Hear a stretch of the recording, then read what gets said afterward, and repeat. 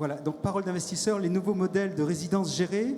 Voilà, donc l'immobilier géré. Je suis allé à une conférence de presse, moi je suis que journaliste, hein, voilà, donc je découvre un petit peu tout cet univers du logement, de l'habitat et de l'investissement.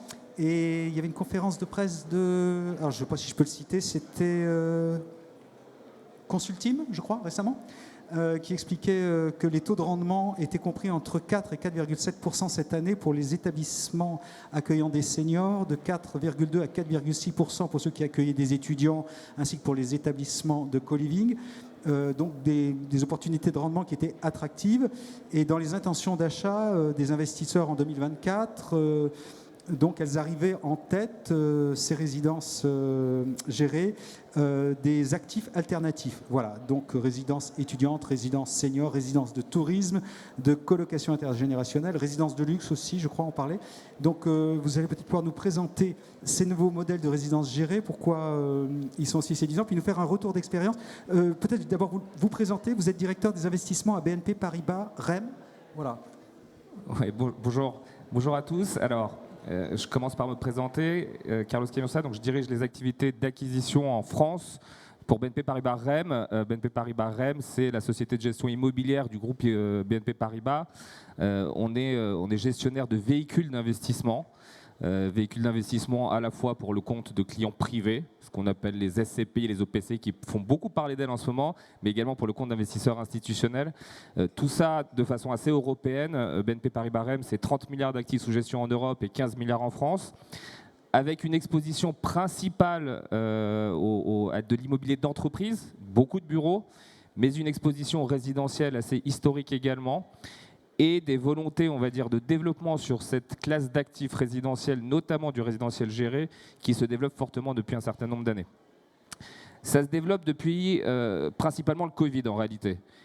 Ça se développe parce qu'il y a effectivement dans un environnement, quand il y a eu un environnement de taux bas, extrêmement bas, une volonté des investisseurs de se dire finalement le résidentiel est par nature la classe d'actifs la moins risquée, mais également la moins rémunératrice, dans un environnement de taux très bas. Quand je veux acheter du bureau, je schématise à 2,5 ou 3%, et que le résidentiel me rapporte 2,5 ou 3% également, je ferais mieux d'aller vers du résidentiel. Donc tout ça, pendant cette période-là, effectivement, a donné beaucoup de dynamisme au résidentiel, sauf que la période des taux bas est finie, et donc aujourd'hui, on est dans un autre environnement qui rend beaucoup plus complexe l'équation. Pour autant, je peux confirmer le propos, c'est que ça reste une des classes d'actifs qui a, on va dire, des intentions d'investissement les plus importantes, et pas qu'au niveau français, au niveau mondial. C'est une tendance qui est assez forte. Je peux d'ailleurs, alors, je sais qu'on attend Stéphanie Gallet qui vient de l'IEIF, mais je vais vous partager, on reviendra en arrière. Ah bah voilà, il était là. Ça, c'est les intentions d'investissement un peu historiques. On remonte un peu dans le passé, depuis 2004. Alors, le premier fait assez parlant pour moi, c'est qu'en 2004, le nombre d'actifs de secteurs dans lesquels les investisseurs étaient en capacité d'investir, vous voyez, il y en a un peu moins de 10. 20 ans plus tard, vous voyez que le nombre de classes d'actifs disponibles à l'investissement pour des investisseurs institutionnels a plus que doublé, voire triplé. Le résidentiel, là-dedans, a toujours été un univers d'investissement pour des investisseurs. Le résidentiel géré au sens large, alors on peut parler du résidentiel senior, du résidentiel co-living, du résidentiel étudiant. Vous voyez que c'est en 2016. En 2016, c'était en pole position le résidentiel senior des intentions d'investissement.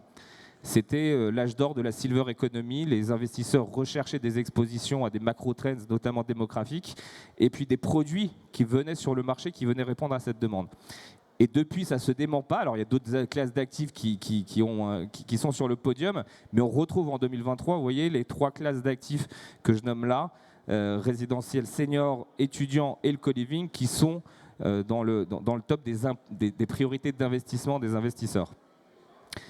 Alors, pourquoi il y a cette volonté de suivre des grandes tendances dans un monde qui évolue fortement, dans un monde dans lequel les classes d'actifs immobilières sont également très chahutées. Je reparle du Covid, je parle de la classe d'actifs bureau.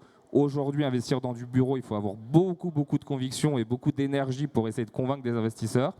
Le résidentiel, par nature, est beaucoup plus audible. Il est beaucoup plus audible, mais pour autant, il a été aussi historiquement très compliqué d'investir dans ce secteur-là. C'est un secteur très granulaire. la France est un secteur de propriétaires, donc les portefeuilles des tailles importantes d'investissement ont toujours été compliqués à atteindre. Les assureurs ont été des grands propriétaires, l'ont été beaucoup moins. Donc c'est déjà une classe d'actifs où il est difficile d'intervenir. Elle est très granulaire par nature. Avoir, on va dire, un locataire à gérer pour un investisseur, c'est pas pareil que d'en avoir une centaine, voire plus de 1000. Et c'est là que le résidentiel géré est venu apporter une autre réponse, c'est-à-dire la façon de gérer indirectement pour le compte d'investisseurs du résidentiel granulaire. Donc ça, c'est un des premiers éléments assez importants sur le développement assez important pour les investisseurs institutionnels de cette typologie. On a des opérateurs également. Si je prends la résidence senior, comme peut-être certains s'en souviennent, le modèle Zesperit par exemple, qui a plus de 20 ans, c'est un modèle vieillissant. On a vu depuis une dizaine d'années des modèles, des nouveaux opérateurs arriver avec une nouvelle façon de travailler l'objet, de travailler les usages. Et ça aussi, ça permet aux investisseurs de se projeter sur une nouvelle façon d'investir. Donc les opérateurs sont très importants dans le développement de cette classe d'actifs immobilières. Le modèle de rentabilité de ces investisseurs et de ces opérateurs est pour autant pas encore totalement stabilisé. On regarde ce qui se passe aujourd'hui, on va dire, je ne citerai pas certains opérateurs qui sont en difficulté financière, mais c'est un peu pour moi le modèle de la start-up. Alors même s'il y avait des opérateurs qui avaient déjà un certain nombre d'opérations, mais la start-up qui a besoin pour continuer à trouver un modèle de rentabilité de se développer. Se développer, ça veut dire d'ouvrir de plus en plus de résidences pour pouvoir, on va dire, réduire au maximum ses charges et les lisser sur un nombre important d'établissements. Quand les taux sont bas, on a beaucoup de capitaux qui permettent de développer du résidentiel, qui permettent à des promoteurs de sortir du résidentiel. Quand les taux sont hauts, comme aujourd'hui, il y a beaucoup moins, mais quand je dis beaucoup moins, c'est quasiment plus de transactions en résidentiel gérées en bloc. Et donc ces opérateurs se retrouvent finalement avec un nombre insuffisant, on va dire, de sites en opération pour venir équilibrer leur bilan sans avoir de nouvelles opérations qui auraient dû venir, on va dire, équilibrer leurs prévisions. Donc là, on est vraiment à un tournant, je pense, dans le résidentiel géré au sens large, et toutes les classes d'actifs gérées, et pas que dans le résidentiel, d'ailleurs, même si on parle du bureau géré, ça aurait été la même chose, sont dans un moment, on va dire, de transition. Le modèle économique même de l'opérateur est en train de changer. La façon d'investir dans ce... Ah, je vois Stéphanie qui arrive, je vais arrêter de meubler comme ça, c'est parfait. Le modèle d'investissement est aussi en train de changer. Le modèle historique sur le résidentiel géré d'investissement, donc quand je parle d'investissement, c'est vraiment l'acquisition immobilière, a été pendant très longtemps porté par les avantages, on va dire, fiscaux français, le LMNP. Beaucoup de stock a été écoulé sur le résidentiel géré grâce à l'acquisition par des particuliers bénéficiant de régimes type LMNP a permis d'écouler quasiment la totalité du stock des opérateurs. On voit depuis un certain nombre d'années, et principalement sur les 2 dernières années, des nouveaux modèles. Le modèle de l'opérateur intégré, c'est-à-dire l'opérateur qui est également propriétaire de son immobilier, qui parfois développe également son immobilier et qui est capable de porter sur le long terme. La sortie de ces opérateurs se fera à la fois par la sortie de l'immobilier, mais aussi par la sortie de la société opérationnelle, la valorisation de cette société opérationnelle. C'est des modèles extrêmement anglo-saxons, mais qui commencent à émerger et qui, à mon avis, seront ceux qui sortiront, pas vainqueurs, mais en tout cas permettront d'avoir un volume de transactions plus important. Très bien. Une petite pause, Carlos. Et, on salue l'arrivée de Stéphanie Galliec. Je vous présente auprès de notre public. Vous êtes directrice déléguée générale en charge des études à l'Institut de l'épargne mobilière et foncière. Et Carlos était en train de nous présenter un petit peu les business models qui ont marché et puis comment ils sont en train de se transformer et comment ils sont en train de s'adapter, ou peut-être des nouveaux modèles qui émergent dans le résidentiel géré. Je ne sais pas comment procéder. Vous partagez la parole, vous prenez le train en marche. Normalement, on fait le test, le micro marche, sinon je vous entends un autre. Allô ? Oui, bonjour à tous. Je vous prie de m'excuser pour mon retard. Pour un beau sujet, les résidences gérées, et effectivement, l'intervention que l'on avait préparée à 2 voix avec Carlos, finalement, mon propos pour ma partie était justement de vous donner les chiffres clés, les tendances de fond, parce qu'on est bien sur une thématique d'investissement où la démographie par définition, est absolument essentiel. Et on l'oublie parfois, surtout dans un contexte quand il est agité, quand la conjoncture, est, par définition, mérite qu'on s'y arrête. Mais néanmoins, prenons du recul quelques instants et rappelons-nous ce qui se passe en matière de démographie. Alors, pour un premier temps, mais justement, je vais accélérer sur certaines diapositives. Simplement, gardez en tête, là, vous avez l'investissement résidentiel en Europe. Parlez bien près du micro, qu'on vous entende bien. Le micro sous le menton. À vos ordres, chef. Donc, l'investissement résidentiel, il est particulièrement fort en Europe. Vous avez quelques statistiques. On a touché les 100 milliards d'euros à l'échelle de l'Europe, encore une fois. C'est très, très important. Et en 2023, néanmoins, le ralentissement, il est sévère, mais il est constaté sur l'ensemble des classes d'actifs immobilières. Pas plus pour le résidentiel que les autres classes d'actifs sont effectivement objet d'attention. Et vous le savez, pour les raisons que l'on connaît, notamment l'évolution des taux d'intérêt. Et effectivement, cette correction, cette hausse très rapide des taux d'intérêt a eu pour effet notamment d'arrêter l'investissement institutionnel, encore une fois, sur l'ensemble des classes d'actifs. Et quand on parle d'investissement résidentiel, c'est intéressant, c'est la diapositive, la partie droite de la diapositive, avec les classes d'actifs résidentielles les plus attractives. Et en particulier, résidence étudiante, vous le voyez, co-living, vous le voyez, à la fois dans les intentions à ce jour, mais aussi et surtout dans les intentions à venir. Et ça, c'est effectivement très porteur, bien sûr, pour la classe d'actifs. J'évoquais la démographie et ce sont vraiment les statistiques les plus importantes à mon sens justement pour fixer les idées sur cette thématique d'investissement. Les tendances démographiques, là ce sont les scénarios de l'INSEE qui nous renseignent pour nous dire que justement à un horizon 2070, par définition la population aura effectivement augmenté, mais voyez les vases communicants entre les proportions par classe d'âge. Effectivement, et le point marquant pour notamment notre sujet, c'est la partie des seniors qui effectivement augmente, la population vieillit, je ne vous apprends rien. En revanche, ce qui est plus intéressant, c'est dans le détail, regardez le solde migratoire et naturel. On est aujourd'hui dans un solde migratoire qui était relativement élevé et finalement plus élevé que ce que les anticipations de l'INSEE avaient à l'époque proposé. Ça date déjà de fin 2021. Et en l'occurrence, la baisse de la natalité est également plus forte que celle qui était anticipée. Donc concrètement, ça veut dire quoi ? Ça veut dire qu'on a un ratio de dépendance qui a tendance à augmenter du fait de la partie finalement basse de la pyramide des âges, avec effectivement les personnes plus âgées. Et j'en termine juste sur ces éléments de contexte avec le point suivant. La solvabilité. Par définition, sur cette classe d'actifs du résidentiel et des résidences gérées, la question de la solvabilité est absolument essentielle. Alors, vous avez à droite la décomposition, là encore, que l'INSEE propose sur le trait foncé, c'est justement le pouvoir d'achat immobilier. Donc, il a été porté par cet environnement de taux d'intérêt qui s'est finalement, comme je disais, l'argent était quasiment gratuit, donc ça, par définition, ça a apporté les achats immobiliers, si ce n'est qu'en même temps, les valeurs se sont très fortement appréciées et donc ce pouvoir d'achat immobilier s'est très fortement dégradé. Et on le voit aussi, compte tenu de la part importante du logement dans justement ce panier de dépenses, c'est effectivement, tout ceci est absolument logique. Et je pense que vous aviez une question sur justement quelle peut être la suite sur le pouvoir d'achat immobilier. Alors, je ne sais pas comment vous anticipez, abstraction faite un petit peu de la conjoncture d'incertitude dans laquelle on est depuis une quinzaine de jours. Mais sur le temps un peu plus moyen terme, vous avez peut-être des bonnes nouvelles.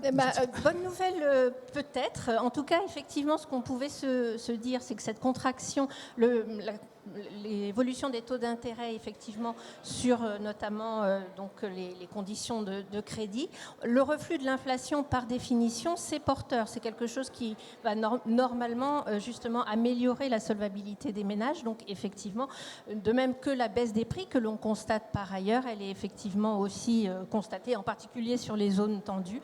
Et effectivement, les taux d'intérêt dont on a vu un premier pas de recul par la BCE il y a quelques jours, normalement, permettrait effectivement une reprise des crédits. Voilà. Christine Lagarde n'a pas dit que tous les trimestres ça allait baisser. Hein, elle était très prudente dans la session de questions-réponses le 9 juin quand elle a annoncé la baisse. Ce sera vraiment trimestre par trimestre que les gouverneurs de la BCE se réuniront et décideront s'ils augmentent ou s'ils descendent. Mais c'est ce qu'on espère un petit peu tous. En tout cas là, depuis le 12 juin, les taux directeurs sont baissés. Voilà. Je vais ajouter aux éléments, on va dire, de macroéconomiques. Le résidentiel au sens large, le résidentiel géré, on a quand même une chance, c'est qu'on ne se pose pas trop de questions sur la demande.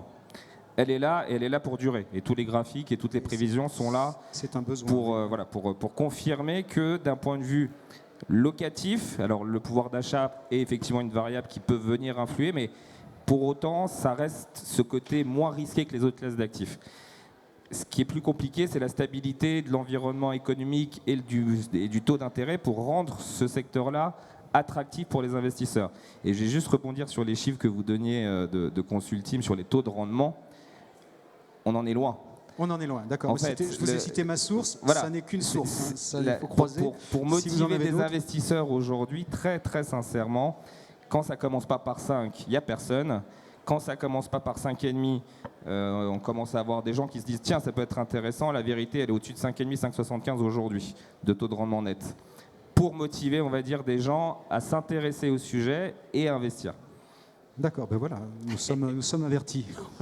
Alors néanmoins, c'est vrai que ces conditions, elles doivent être réunies pour que ça devienne attractif, mais on le constate, le résidentiel géré en France pour les investisseurs institutionnels, ça a été plus d'1 milliard d'euros en 2023, donc c'est des niveaux qui sont effectivement à l'échelle de cette classe d'actifs relativement importants, et encore une fois, la contraction sur les marchés ne concerne pas que le résidentiel, ça concerne toutes les classes d'actifs. Mais effectivement, plus de 1 milliard, on le voit, le petit graphique que vous devinez sur votre droite, c'est quand même un seuil qui est relativement important, avec, comme vous l'avez dit, des taux de rentabilité qui sont, en tout cas pour certains de ces sous-produits de l'immobilier géré, effectivement relativement attractifs. Attractifs, regardez en comparaison avec les autres, bureaux, commerce, logistique, je prendrai un seul exemple, bureau Paris, quartier central des affaires, on est à 4,25. On est dans une tendance où effectivement les taux, ça ce sont des moyennes, mais peu importe. La classe d'actifs investissement résidentiel géré est une classe d'actifs attractifs pour les investisseurs institutionnels. Et alors, si on rentre plus dans le détail, on va balayer d'abord les résidences étudiantes, puis le co-living, puis les résidences seniors. Mais je donnerai juste quelques enjeux sur la partie résidence étudiante, notamment en termes de pouvoir d'achat, ça ne surprendra personne. Et c'est vrai qu'aujourd'hui, on est sur un périmètre de l'ordre de 152 000 chambres dans les résidences étudiantes privées. Et la question de la solvabilité est par définition importante. À ceci près, pour revenir à mon introduction sur la démographie, on est dans une dynamique très porteuse puisque le nombre d'étudiants est censé augmenter pour flirter avec les 3 millions d'étudiants qu'il va donc bien falloir loger. Et en particulier, le seuil des 3 millions est censé être atteint en 2026, c'est-à-dire demain. Et je laisse tout de suite la parole à Carlos sur la partie résidence étudiante. Alors, j'ai essayé de faire un petit retour d'expérience sur chacune des classes d'actifs, c'est un slide à chaque fois. Sur les résidences étudiantes, qu'est-ce qu'on peut se dire ? Je vous l'ai dit, comme sur les autres classes d'actifs, c'est un marché qui a été historiquement porté par des cessions auprès de particuliers. Depuis la hausse des taux, ce n'est plus vrai, ce n'est plus suffisant en tout cas pour motiver le développement de nouvelles résidences étudiantes, mais l'on a depuis maintenant, on va dire 2-3 ans, des acteurs qui sont des investisseurs, ce qu'on appelle en bloc, voire des investisseurs opérateurs. Donc ça, c'est le nouveau relais de croissance. Ce qu'on appelle ces plateformes qui vont donner davantage de liquidités et qui sont d'ailleurs sur des modèles de résidences étudiantes parfois très importants. On parle aujourd'hui de résidences étudiantes de plus de 600 logements, quand l'histoire était plutôt autour de 150-200 logements. Donc c'est aussi l'émergence de nouveaux modèles pour ces grands, on va dire, opérateurs, avec un serviciel beaucoup plus important. Et donc l'enjeu, c'est de savoir si la facturation de ce serviciel sur le long terme va être, on va dire, en capacité d'avoir des taux d'occupation assez élevés. Quelques chiffres. Du résidentiel étudiant, ça coûte 30% à peu près plus cher à construire que du résidentiel classique. Vous aurez compris, c'est des plus petits formats, c'est plus de salles de bain, plus de toilettes. La rentabilité locative nette aujourd'hui pour que des projets sortent, c'est-à-dire que le promoteur, je reprends les éléments de la formation du prix, sort globalement avec une marge nulle, c'est-à-dire qu'il travaille mais sans marge, il faut que ça sorte autour de 4,5. Aujourd'hui, un investisseur, comme je vous le disais, pour qu'il se positionne, il faut que ça commence par un 5. Donc vous voyez qu'il n'y a pas de marché aujourd'hui sur ce modèle-là, promoteur-acquéreur. Les nouveaux modèles, et c'est ce que nous on regarde, c'est de se dire comment je fais pour prendre peut-être plus de risques, rentrer plus tôt dans le développement, être également intégré à l'opérateur, avoir des modèles qui ne sont pas que des baux commerciaux, avoir des contrats de gestion, comme ça se fait beaucoup en hôtellerie, et être sur une vision plus long terme pour que la rentabilité soit appréciée plutôt sur une durée longue que sur des périodes courtes ou sur le taux de rendement initial. Je crois qu'on est pressé par le temps. Enchaînons avec le co-living, qui est effectivement un autre élément parmi ce résidentiel géré. Et il a l'avantage justement de finalement répondre dans le parcours de vie que chacun de nous peut rencontrer. Effectivement, on a parlé des résidences étudiantes. Le co-living aujourd'hui, Carlos mentionnait justement l'évolution des modèles. Aujourd'hui, le co-living, justement, évolue. Alors, c'est quelque chose qui n'est pas nouveau, mais c'est un développement qui s'est accéléré, et en particulier depuis quelques années.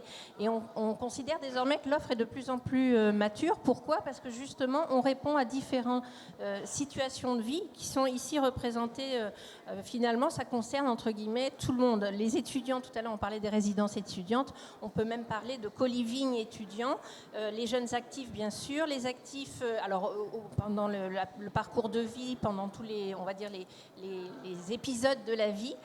Et puis les seniors, on commence également à parler de co-living générationnel. Et ça, ce sont des évolutions qui suivent les attentes aussi en matière justement c'est presque philosophique, hein. On est dans une philosophie du partage, du commun. On parlait du coworking pour les bureaux, le co est partout, collaboratif, co-living, et c'en est exactement l'illustration ici. Et maintenant, Carlos va nous parler de choses plus Alors, concrètes. un exemple concret sur le co-living. Alors, nous, le co-living, on ne l'a pas encore expérimenté en bloc. Ce qu'on a fait, en revanche, c'est qu'on a pu acheter certains immeubles d'habitation, dans Paris notamment, sur lesquels la stratégie locative a été, sur des lots libérés par des locataires, de mettre en place un co-liver, c'est-à-dire un opérateur qui va, pour le compte de l'investisseur, gérer ses appartements avec une clientèle de co-liver. Alors, plutôt à Paris, des gens qui sont des travailleurs. Et quelques chiffres, en fait. On l'a fait sur un immeuble, on l'a fait sur 465 mètres carrés. Vous voyez, ça c'est le plateau, c'est un plateau courant d'un immeuble haussmannien, c'est à peu près 200 mètres carrés. Donc on l'a fait sur plusieurs lots de plusieurs étages. C'était 4 appartements habituellement, comme sur beaucoup d'immeubles. Et on l'a fait sur plusieurs formats. Là, c'est le format où on a réussi à regrouper 3 appartements pour que le co-liver puisse proposer, alors je ne sais plus combien, mais à peu près 7-8 chambres avec comme partie commune une cuisine et un salon, des toilettes et des salles de bain, mais c'est à peu près tout. Les chiffres, c'est effectivement une capacité d'avoir un rendement locatif, un loyer payé par le co-liver de à peu près plus 23%, plus 70 € du mètre carré.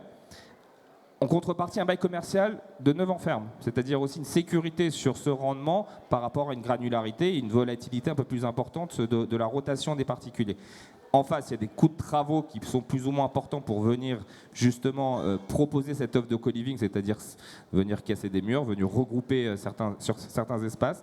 Mais d'un point de vue rentabilité, c'est ce qui permet éventuellement de passer cette frontière, parfois du 3-4% du rendement locatif net, à quelque chose de plus intéressant. On ne va pas le faire sur l'ensemble de l'immeuble, mais comme ça, granulairement, ça permet d'améliorer et le rendement locatif. Et vous voyez que même un expert immobilier a permis de valoriser à plus 6% finalement par rapport à du logement plus classique. Nous étions livrés à l'exercice de mesurer les potentiels de marché, et c'est vrai que sur ces 3 classes d'actifs de manière indifférente, il y a un vrai potentiel de marché, et en particulier sur les résidences seniors. Rappelez-vous tout à l'heure quand on évoquait la démographie, par définition on est là sur un niveau de besoin qui est absolument essentiel. Alors néanmoins, il faut quand même préciser de quelle population il est question, parce qu'on parle effectivement de manière statistique sur les plus de 75 ans. En général, les résidences services seniors, ça concerne plutôt les plus de 80 ans. Et effectivement, pourquoi ? Parce que la durée pour rester dans son propre domicile, elle a tendance à être poussée pour être justement le plus loin possible. Se pose donc là aussi la question de la solvabilité de cette clientèle qui est ciblée, parce que là, et vous avez une statistique qui est quand même relativement effectivement, entre guillemets, inquiétante, mais tout tient dans justement les services qui sont proposés. Et c'est vrai que de ce point de vue-là, c'est justement Carlos qui va nous en parler, parce qu'effectivement, il y a différents modèles de résidence-service senior, et la qualité des services, c'est exactement ce qui fait la différence. Alors effectivement, il y a beaucoup de typologies d'opérateurs qui sont en opération depuis, pour le coup, sur le domaine du résidentiel géré, en opération depuis un peu plus d'une dizaine d'années. Donc il y a un peu plus de recul sur ce secteur-là que sur les deux précédents. Je vous ai mis, bon là il y a plusieurs noms, mais il faut se dire que le modèle d'exploitation servicielle, avec plus ou moins de services à la carte, est ce qui a permis au résidentiel senior de se différencier du modèle avant loyer plus charge sur partie commune, si je dois simplifier. Pour autant, c'est un modèle, comme je disais, qui aujourd'hui a été soit porté par des opérateurs intégrés à des promoteurs, donc parfois avec des bilans opérationnels et des charges locatives assez élevées, ce qui ont permis bien évidemment de sortir des marges promotion assez importantes, mais qui ont du mal éventuellement à avoir une rentabilité sur le long terme, ou des modèles de purs opérateurs. Donc nous, quand on est investisseur là-dedans, bien évidemment, c'est quelque chose d'assez important, c'est-à-dire que ce n'est pas que le loyer, c'est la rentabilité également de l'opérateur sur le long terme. Je vous donne alors quelques chiffres, mais c'est l'histoire. Alors c'est le retour d'expérience pour vous montrer le moment de marché dans lequel on est. Nous, on n'en a pas acheté tant que ça, mais on en a acheté 3. On les a achetés avec un taux de rendement moyen il y a quelques années de 4,26. C'était en 2021, enfin avant 2021. Et on les a sortis à 3,26. Donc on a fait bien évidemment une très belle plus-value sur ces actifs-là. Mais si je me positionne aujourd'hui, 4,26, c'est même pas le taux de rendement qui permettrait aujourd'hui d'acheter, avec l'augmentation des coûts de construction, une résidence. 3,26, c'est définitivement pas le taux de rendement aujourd'hui qu'un investisseur serait en mesure de payer. Et donc en fait, c'est pareil. C'est comment ce modèle économique qui, la demande, on en parlait, il n'y a pas de sujet. Comment on arrive à trouver en tout cas des financements pour continuer à développer du résidentiel senior dont la société a bien évidemment besoin. Voilà, donc c'est bloqué pour l'instant le marché. Voilà. Très bien. On est au terme de votre conférence ? Non. Alors peut-être qu'on a des questions dans la salle sur cette classe d'actifs alternatifs qui sont quand même, qui peuvent encore se dynamiser. De toute façon, il y a des vrais fondamentaux solides qui sont essentiellement liés à la démographie, que ce soit la démographie étudiante évidemment, puisqu'on fait de plus en plus d'études supérieures, et puis bien entendu le vieillissement de la population, parce que l'avenir, la vieillesse, c'est l'avenir en fait. C'est un bon placement. Voilà. Est-ce qu'il y a des questions dans la salle, monsieur ? Oui, bonjour. Francesco Magon de React News. Il y a un projet de Heinz à Charenton-les-Ponts de reconversion de bureaux à résidence étudiante, et ils ont mélangé également avec la résidence étudiante du Senior Living House. Donc, pourquoi est-il convenable de mélanger ces deux activités, donc Senior Living et résidence étudiante, au sein du même immeuble? Et ma deuxième question, comment les résidences étudiantes sont-elles perçues par les municipalités, par les maires et les organismes locaux? Qui veut se lancer sur Pour cette la question ? motivation de transformer un immeuble de bureau en autre chose, on sait effectivement qu'aujourd'hui, il y a à peu près 6 millions de mètres carrés, même plus, qui sont obsolètes et vides dans la périphérie parisienne, en dehors des quartiers très centraux.